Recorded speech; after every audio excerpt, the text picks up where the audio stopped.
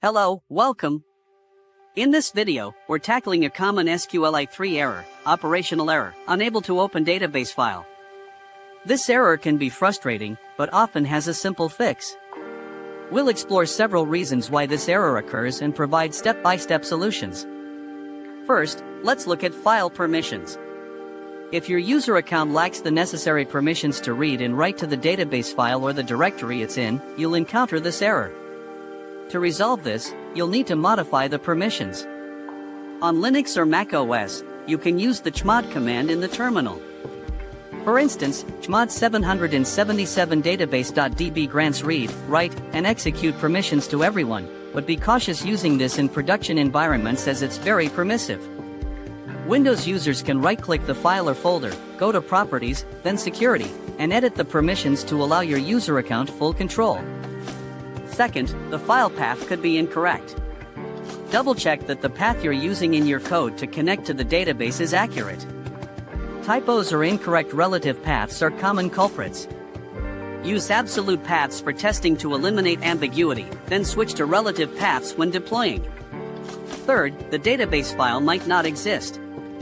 Ensure that the database file actually exists at the specified location. If it doesn't, you need to create it, usually using the SQLite3 command line tool or within your Python code using the SQLite3.connect method. For example, SQLite3 mydatabase.db creates a new database file named mydatabase.db. Fourth, another process might be locking the database file. SQLite3 only supports one writer at a time. If another application or process is currently accessing the database and has a lock on it, you won't be able to open it. Close any other applications that might be using the database, like database browsers or other Python scripts. Restarting your computer can also resolve this issue by releasing any lingering locks. Fifth, the database file might be corrupted. Although rare, a corrupted database file can also trigger this error. You can try to repair the database using the SQLite3 command line tool and the .recover command. However, this might not always be successful, and you might need to restore from a backup.